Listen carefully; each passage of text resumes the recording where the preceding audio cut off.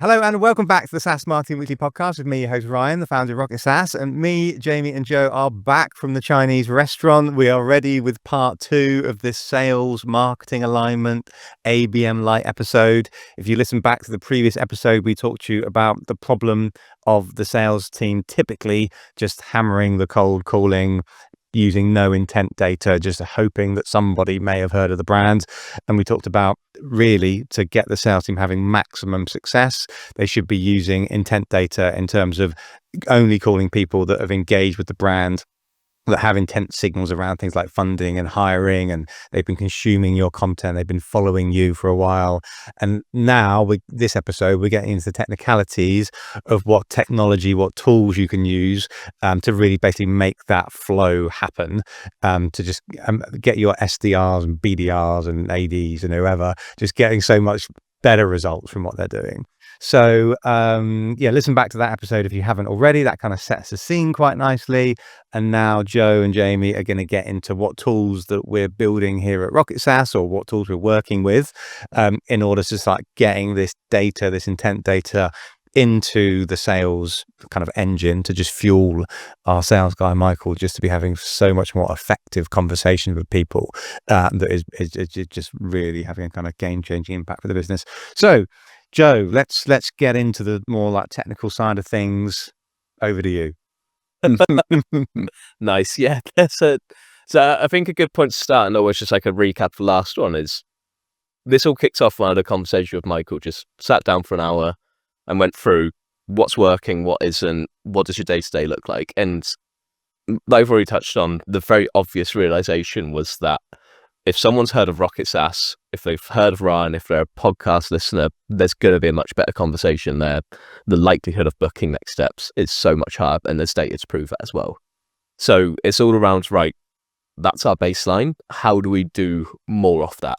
How do we make it so his day isn't having to pull random data sheets off engagement scores, or like just randomly calling companies and spending so much time on admin?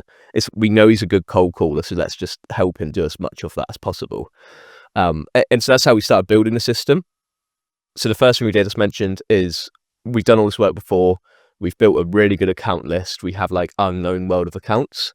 This is like 17,000 accounts. So there's like a huge list.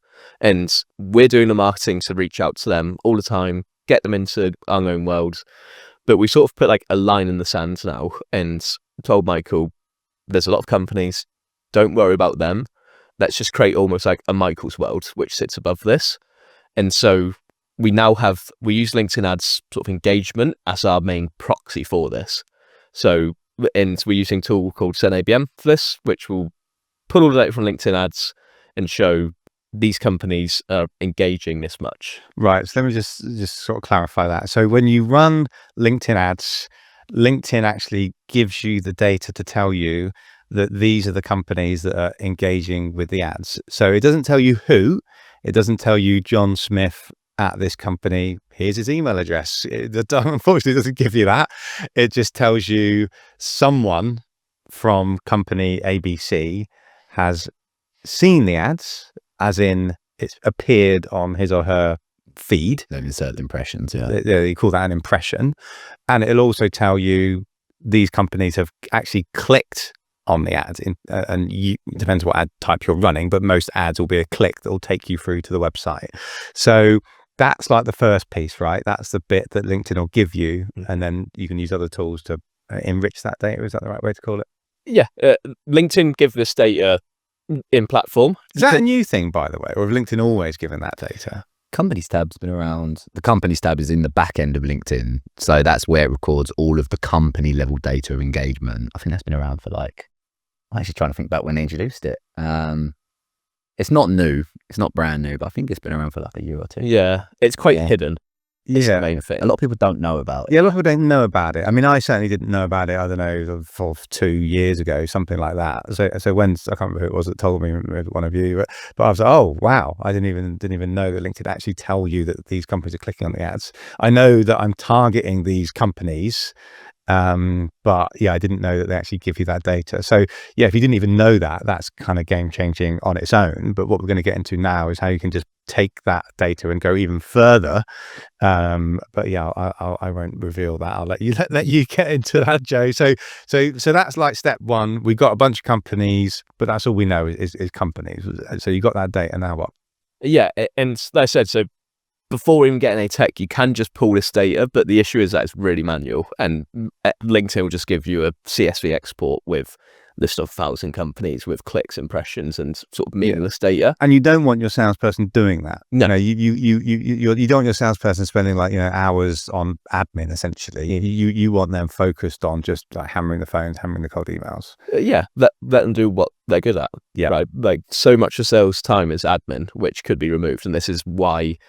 Again, the idea is sound, but it's how you bring it into a process, which is why we want to talk about this today. Yeah. And so ZenABM, the first tool that we'll mention in this sort of tech stack, quite a new company, doing some really cool stuff, very small, but all they've done, it's a really simple platform, takes all of this data from LinkedIn ads and makes it a bit more manageable. So it lets you set ABM labels, and you can call these whatever you want. All it just means is that they've hit certain thresholds. And you can edit these as well. They have some recommendations, but it can just mean that if a company has reached this many impressions, this many clicks, this many ad engagements, whatever you want it to be, label them as this. And that gets updated wherever you want to go. But all that means is that you're then going from, right, I've got all of this data, but I don't really have any way to action it. Now at least you're getting some form of categorization. Right. So you could categorize companies as like, sort of early stage interest because they've clicked on it between 1 and 2 times, and then you could have like sort of medium interest and then you got kind of hot to trot, ready to go. My old boss used to say that. Yeah, he's hot to trot. Give him a call. Hot to trot. Bring that back, Ryan. So yeah, I'll put that. So that could be a category. So if they've clicked on the ad like 10 times, they're like a hot to trot. Yeah. We could relabel one of the labels hot to trot if we wanted to and tailor it. I actually think we should do that, to be honest. Right. So you got these categories in ZenABM, and then what can you do? So you got like a bunch of different companies fitting into a bunch of different categories. Then what happens? Yeah. So at this stage, we're doing 2 different things and sort of trying to attack 2 problems here. One is that this whole process piece that I mentioned where there's too much stuff going around everywhere. So the first thing that does is all of these companies get sent to HubSpot. ZenABM is able to create records for these companies, so then you actually just have all these companies living in there. They have a place to be every week. It gets updated with their new engagement for the week, whether they've moved ABM stage, so one of their new labels. All of that just gets pulled every week into HubSpot, which is really nice. And am I right in saying that HubSpot itself will automatically enrich that data? I might be wrong here, but when you put a company into HubSpot, they can tell you, not all the time, but sometimes to like revenue, what kind of category they fit into, to give you that data? I think it depends on your plan. Yeah, it depends on the plan, I think. Yeah, it can do that. Because I've noticed that, like a lead comes into Rocket SaaS and they just fill out a basic form, first name, last name, company email. But when I load it up in HubSpot, it's like, it's telling me their revenue, it's telling me their headcount. So it's kind of automatically enriching that data, which is also really important for the salesperson because it just is giving them more to go off, basically. Yeah, exactly. And so that's the starting point. It's just having a setup in HubSpot that matches what we're doing everywhere. So we're targeting these accounts. We know who we're going after, so it makes sense for them to live in HubSpot, so we can start tracking and enriching them properly. Yeah. The second place it's going to is Clay, and that's probably where some of the more interesting stuff's happening.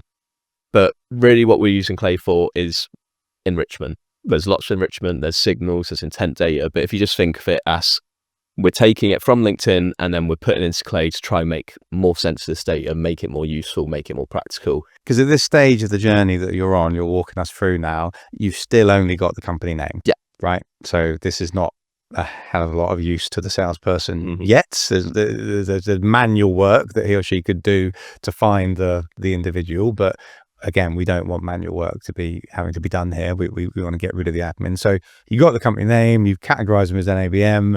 They're now into Clay. Yeah, talk us through what we're doing now. Yeah, so in Clay, we have 2 flows going at the moment.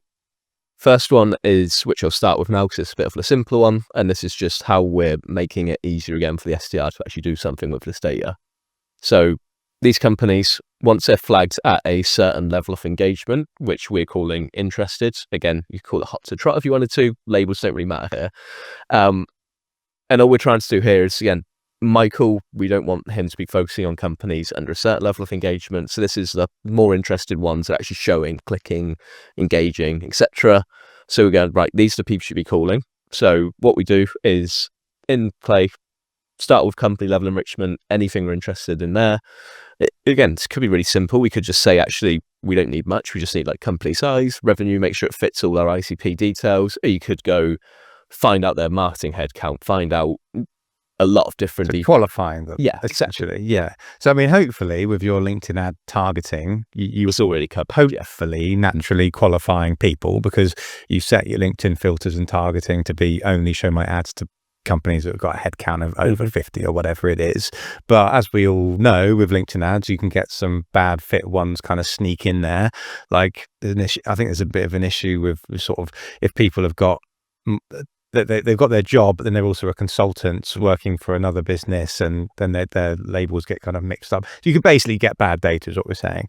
And you can use tools like Clay to just make sure that the SDR is not going to be calling someone that's a bad fit, because you can use a tool like Clay to qualify them essentially. Yeah. So we're just getting some more details on the company, whichever we find interesting.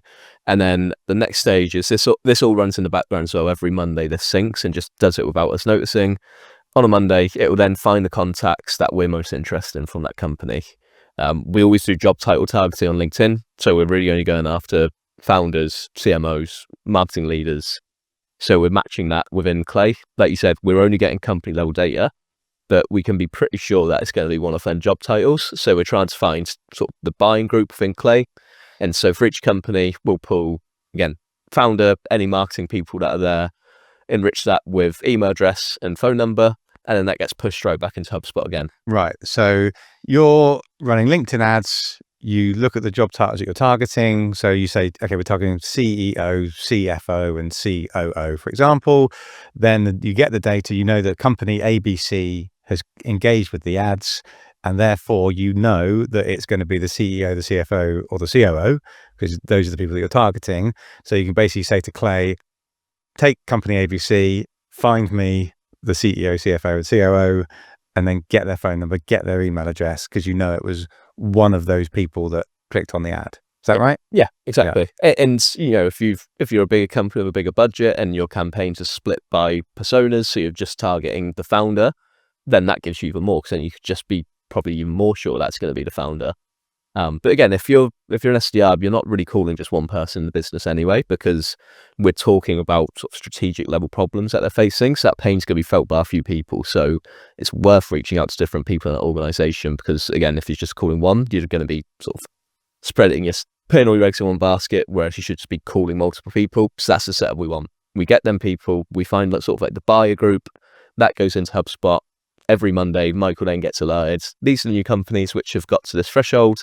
These are the contacts. He can put them into a sequence. He knows this week, right, I've got capacity to maybe add another 20 companies to my call list. I'll take these ones. Nice. Okay. And then, so yeah, you've enriched that data. You've got the individuals, you've got their name, email, phone number. It then goes into HubSpot. And then what happens? So the SDR gets like a task to call them, or a workflow, like email sequence automatically kicks off. What's the sort of process there? Yeah, this is where it can be quite flexible. And we're still just getting used to this ourselves in terms of suiting how Michael likes to work best.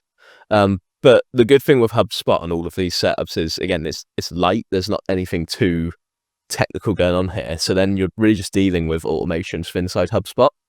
So what we do is we have, when a company gets into this threshold, they will be marked as I think we put it as a tier 2 in the ICP grading, and then we flag it as, we have a custom row called intent signal, and we'll just flag it as LinkedIn engagement. So it says that automatically pulls into a list which is not companies currently worked, and it shows LinkedIn engagement threshold met. Right. So in terms of getting more kind of engagement data, so you got the name, you got the email address, you know that, perhaps they've raised funding because you got all that data from Clay. We talked in the previous episode about understanding the journey that people have been on your website, for example. So what would be great for an SDR would to be like, okay, I can see that this person I'm about to call visited this industry page on our website. They also visited this case study page on our website. Now, I know that if you're just running HubSpot without all of this kind of clever intent data tech, that someone has to fill out a form in order for their journey through the website to then be tracked. So they have to download something gated or sign up to a webinar, and then it can be like, okay, they signed this webinar and then they went on these pages. Unfortunately, that's quite rare because people don't fill out forms very often. Like probably 1% if you're lucky of your visitors will fill out that form. So am I right in saying that you can use tools like Albacross? There's other tools that have been around for a long time, like Lead Forensics. I don't know if all of them kind of give the data to what we need. I know Albacross does, but you can layer on some more signals. So Albacross will basically use, I think, IP address detection to say that, okay, this company's been onto the website and they've gone on these pages.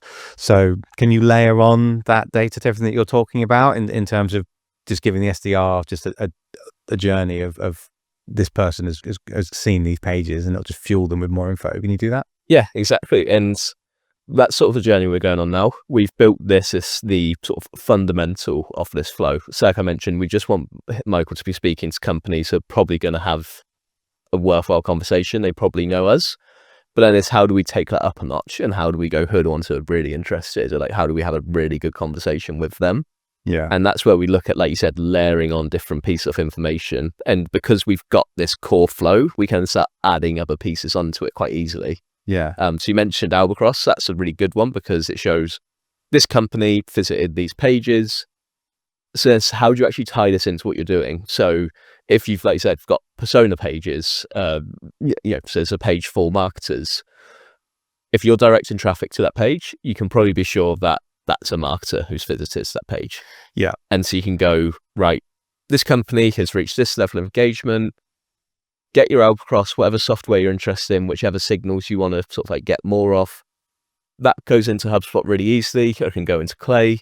So then that just means that when the rep goes into the account now, they'll see we talk about that custom row where it says intent signals, and you just start stacking them up. So it goes LinkedIn engagement score, website visit, all of that will be in HubSpot. And the whole idea is that one, you're starting with that fundamental that they already know who you are and they're interested. You're not just calling and going, oh, I've seen you've been on our website. Yeah. Being quite weird, but just actually having that conversation, but additional context on top of it. And it's all in one place. Yeah, you can imagine how powerful an SDR conversation can be when you call them up and you go, oh, hi, my name's Ryan, I'm from Rocket SaaS. And they go, oh, yeah, Rocket SaaS, I know who you are. I've seen you all over my LinkedIn. And you sort of give a bit of a kind of conversation, a bit of a pitch. And you say, oh, we've been working with a company that's very similar to you. They're called SurveySphere. And you know that they've been on the SurveySphere case study page on our website. And they go, yeah, I know who SurveySphere are. I was actually reading the case study yesterday. The SDR's like, oh, brilliant. But actually, he knows that already.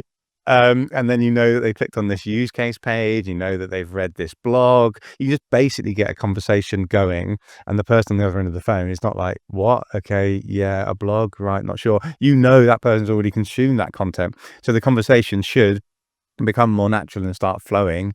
You can just start riffing off of that case study or that blog or whatever, and suddenly you're just having a nice natural conversation, and that's what SDRs want, and that's how SDRs are going to actually get these calls booked in, or these demos, whatever you're trying to do. So you can add on some very clever tech, which is great. But I think, Jim, you wanted to say something about... Yeah, I think it's probably just worth just mentioning here, like obviously the flow that Joe's just been through, that kind of core flow in terms of connecting LinkedIn to ZenABM, to Clay, to HubSpot. All of that was built without heavy marketing ops involvement. That was built with a couple of members of the team. Like, it was built relatively quickly. Like, you don't need to be a large organization with endless resources to build this kind of core flow out. And I think that's just important to remind. There's no like coding involved. All of those platforms like integrate with each other. And so you're able to kind of set up syncs and kind of direct integrations and kind of general setups. Clay has a bit of a learning curve, but again, there's a lot of resources to kind of get on top of those tables and stuff like that. But in general, this is something that any kind of smaller organization could build and could put together without kind of of having the resources that you typically see at a large organization. Yeah, nice. Or I should just do the call to action that you could just employ RocketSaaS to do it. Absolutely. That's what you should have said. But no, Jamie's right. I didn't have to employ an ops expert in order to do this for our business. We didn't even employ Joe to do this with the intention of him doing it. Joe's one of the account directors here at RocketSaaS. He works with numerous of our clients. He is essentially their kind of, you call it a fractional CMO kind of role. And then he's got the team that helps deliver all the marketing campaigns that we do as a standard agency.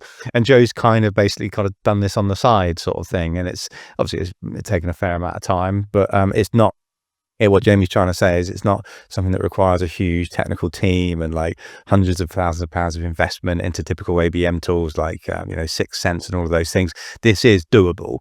It is technical and it requires some technical expertise, so if you have that in house, then fantastic. If not, we can do it for you. We can become your marketing partner. We can set this up. We can run this all for you. But I should probably I'll do a bigger call to action at the end. But I sort of light, shameless like it. You should have done it, JB. But anyway, so what's the next thing that we want to talk about in this journey? So are we going to get into like the offers? Is that the right thing? So it sounds like the SDR's got everything that he or she needs. Now they're going to be sending emails and obviously doing calls. We talked about obviously previously that if you haven't got this data to back you up, the offer is always going to be the same thing of, oh, hey, have you heard of us? Can you please book a demo? Yeah. But now you're creating different offers based on different types of engagement or just generally decent offers. I think we're going to talk about that now. So Jamie, you're the offers man. What you got? Yeah, I think this is actually super important because again, the technical setup is super cool to talk about, and it's like something that always attracts a lot of interest when you start kind of discussing this flow. But you can have the best setup in the world, but if you don't get the kind of strategy underpinning it right, it's a complete waste of time. So the main thing you want to kind of be thinking about alongside this when you're building this kind of technical setup art is, what are we actually going to be reaching out to these people to? So if we're doing a similar flow to RocketSaaS, for example, like where we're pulling people who are engaging with the ads, we're enriching those companies with relevant contacts, and then we want to engage them with our outbound team. What are we actually serving to those people to either attract them more to us, engage them with us more, or kind of convert them? And so there's lots of things you should be thinking about. And I think it's really comes back to, depending on who you're targeting, what is a reasonable ask that you can make of that buyer, of that prospect, to keep furthering the journey along? Because I think the natural temptation is, once a company learns that, oh, hold on, we can actually get all these companies from LinkedIn or engaging, get them to Clay, enrich them with a contact, and then we even potentially can automate outreach to them or have our SDRs do it, or just keep like bombarding them with like demo offers or like bottom of funnel offers. And that's kind of the go-to play. But that in itself isn't necessarily the right way to approach it. There's lots of different options, and I think kind of there's things we can get into now. Because also, if this whole thing we're talking about is people have engaged with you before, i.e. they've been onto your website presumably, hopefully, has a very clear call to action to book a demo, and they chose not to do that. Yes, a salesperson can just push them over the edge if they were just not quite there. But the whole thing about demand generation is you can't force people to book demos if they're just not in market. They're not ready for a demo yet. The best SDR, can't do that. Well, they might do it, but they won't actually buy. So yeah, that you need other things in the locker. So the way I describe it is you need offers that are slightly higher up the funnel. So yeah, let's get into some of those. I mean, for example, this kind of goes back to what I've been saying for a long time now, is you need content, you need offers, you need lead magnets, you need other things in the funnel. So a classic that we've been running recently is the breakfast event. So we talked about that before on the pod a few times. There's a whole episode dedicated to the breakfast event. It was a huge success. You should check that out. I can't remember what number it was. But anyway, so our SDR, part of our sequence is not just trying to get them onto a sales call, it's actually inviting them to a breakfast event. So we use all of this kind of intent data and extra knowledge, and we find companies that have a headquarters in London, and we host a breakfast event once a month, where we get marketing leaders or leaders of SaaS companies, invite them to a breakfast. We talk about demand generation, help them scale their business. So a nice friendly invite to a free breakfast is a great kind of play that is slightly higher up the funnel. They then come to the breakfast, they meet us, we give them more value, we teach them about Rocket SaaS, and they're just, it's just being nurtured basically. So that's one example. What other sort of good ones have you seen? I think the way that I like to think about it often is like, particularly like if you feel like a bottom of funnel, like straight demo offer or something similar is going to be a bit too hard and not appropriate. Like, what's the next step backwards that makes sense, and how can you connect that into a wider strategy to kind of like move them along in the process? So like a good example, we were talking to a client the other day about what we're running is like, you could use, for example, like say you're running, you're targeting a more enterprise or focused audience, big ACVs, like huge companies. Like, I think the premise that you're going to be kind of engaging them with an outbound message and getting them to book a demo off the back of one message is very, very low. Like, it's not something that's probably going to yield like scalable results for you. However, with this particular client we're talking with, like something that we think is a next best option and actually connects into the wider strategy with sales and the wider go-to-market motion, is actually using, they have a really successful podcast. And for those guys, like, you can get relevant contacts within that organization that we're targeting, a relevant decision maker, get them onto the podcast, and then use that podcast to essentially qualify, one, does the company have a need for something that we're selling right now, while still giving them a value-add offer of appearing in the podcast, growing their personal brand, etc. But use that as almost a bit of like market research, where it's like, okay, do they have a need for what we're selling right now? What do their problems look like in a deeper sense than what we can find out online? And then figuring out how does that apply across the organization, using the podcast episode to unearth those things. All of a sudden, we've built a relationship with a relevant decision maker in the organization. We've learned about the organization in a much more rich way than we would have been able to uncover before. We're then armed with a bunch of insights that we can supply our sales team with in terms of making their outreach relevant and making it much more effective, especially across the organization. And all of a sudden, we might have a relevant signal because our internal team's spoken with someone in the business and they've qualified, actually, these people do have a need for what we're selling. Let's actually have the sales team work the wider account, and we can use all the insights from that podcast to fuel of the outreach and make it as specific and relevant as possible. So you can kind of see, like, even though that's not an offer that's getting someone a bit of business right away, connects into a wider strategy and it connects into the wider go-to-market motion. And that can probably help us to try and get that account down the line. And I think that's still a massive value to the business. And so that works for them, but there's plenty of other options as well. Yeah, nice.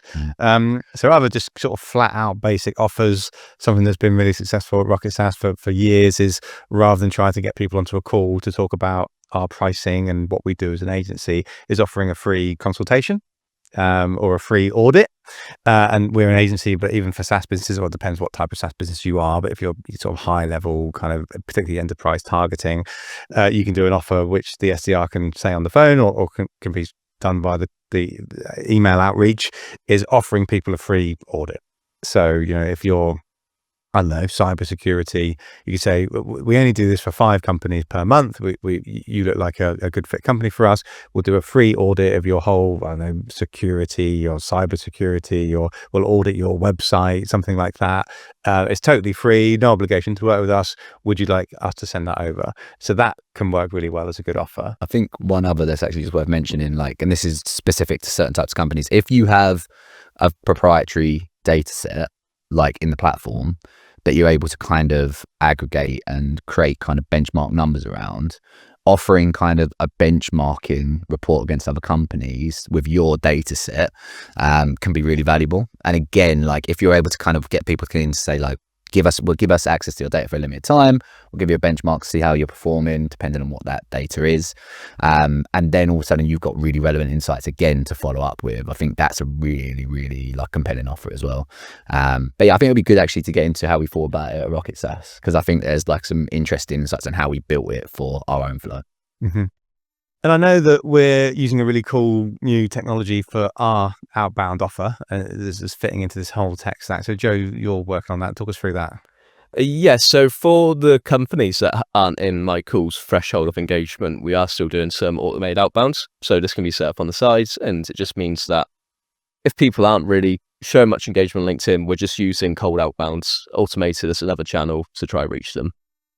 This is really tricky because it's, they probably haven't heard of us much. So it needs to be a really light offer and it needs to be very relevant to them. Using a tool called RightBrain at the moment, which really cool, helps you build sort of AI tasks and makes it so you can run sort of like almost like a ChatGPT prompt, but you can just plug it into where you're working currently. So we plug it directly into Clay, and it means that when companies hit a certain threshold, like we said, so they're sort of interested, but not enough to warrant SDR outreach, they'll then go into this automation flow. And what RightBrain's doing is it takes their domain and it runs it against a task we've made, which is taking all of our best practice on what makes a good landing page. It will analyze their page and then just give them 3 sort of useful tips on how they can improve it. Quite solid, quite similar most of the time. It's sort of like fix your hero, change the headline, throw social power up. It's actually relevant to them and it looks like it's been doing some research on them.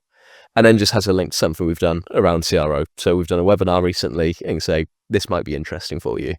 And what that's doing is, again, it's matching the offer to where they are in the journey. They're so at the start, like we just want them to start engaging with us a bit more, seeing Ryan around, and then they'll be in our retargeting. They'll start seeing us more and more and more. And then that warrants a heavier offer. So you can use RightBrain so think of it like, I know you can use RightBrain in lots of different ways, but the way that we're using it is, the way to think of it is like sending a little AI bot to their website, sort of analyzing the words on their website, maybe like the size of the company. Let's try and give it an example. Let's say if you're a HR tech company, you could use a tool like RightBrain to just analyze every company's website that you want to outreach to, see the size of the company, how many people are on the team, and that can give you an impression as to how your HR tech could perhaps help that company in terms of, if they were enterprise level, they probably have an issue with employee churn, for example, or if they were remote and your HR tool supports like remote teams, for example, then RightBrain and the AI tech that's kind of tagged onto it can craft a message that's very custom to them, to say that, I see you operate in this area, so your company headcounts around this, are you struggling with these problems, our tech can do this solution, we've worked with similar companies to you, blah, blah, blah. And then that just forms this really kind of customized outreach message. Is that a right way to describe it? Yeah, exactly. And this can be done in tools already, like with Clay, but what RightBrain does is it makes it so it's very structured in its output. And so it gives you a lot more control over it. So sometimes if you're just plugging a like ChatGPT call straight away, you'll get different answers every time. And it might kind of say, great question, here's a breakdown of everything about them. And when you're doing mass outreach, that becomes very unpredictable and can make you look a bit silly. If you get a rant and they go, great, you've just put my website into this, but this just means that because it's structured, because you're getting the same output every time, you can choose whichever model you want, whether it's Claude, OpenAI. It just gives you a lot more control over that. You can see all the runs in the same place. It just means that it gives us a layer of control, which makes us much more comfortable in the quality of our outreach. Yeah, reduces the AI slop. Yes. Because I get, I'm sure we all get lots of outbound messages that just you can just tell they're AI slop. The first time you receive these messages, like, oh wow, someone's been on my website and written me a custom message. And you're like, hang on a minute, I'm getting quite a few of these. Whereas, a tool like RightBrain can really help you kind of create those guardrails and create really specific outreach messages. And it's making us make really cool tools. So now like outbounds are very tied in channel to the rest of our content. So say we're, for the next few months, going to be talking about this topic. It's, okay, how can we create an AI tool that will then make this really personal around this topic? And then we have everything else to share with them. So it's just taking that very automated layer, which is normally very just basic, and leveling up a bit. Yeah, awesome. All right, well, I think that pretty much covers everything for today. So we've gone through how to really get the best out of your SDR by just giving them this really awesome intent data, knowing people that have engaged with the companies. This has been a 2-part episode, so go back to the previous episode if you missed the first one. This episode, we obviously talked a lot about the tools and the tech at RightBrain and Clay and ZenABM and HubSpot. So if you really implement this and you're putting a half decent budget into your LinkedIn ads, but actually we haven't even touched on this yet. You don't even need to be running LinkedIn ads to run this play. You just need traffic essentially to see engagement. But if you implement this correctly, the success rate of your SDRs, your salespeople, is going to go through the roof. And that is obviously just absolutely game changing for any kind of business. So good luck implementing it. There's a lot of kind of technicalities to it. If you've got a technical marketer in the business, then great. I'm sure they'll enjoy this episode. They can get stuck into it. If you don't, and you would like to work with Rocket SaaS for us to build this for you, this is what we're doing for our clients, and we're starting to get some really, really exciting results from it. We're getting lots of exciting results for ourselves. So go onto the Rocket SaaS website, rocket-saas.io, apply for a free strategy call, and we'll talk you through how this could work for your business. We'd love to talk about, your SDR, what results they're getting at the moment, and how this data and this light ABM approach could really transform your kind of inbound, well, it's actually more outbound leads, I suppose. But anyway, that's enough from us. Thank you so much for listening to the SaaS Marketing Weekly podcast. We will see you next week.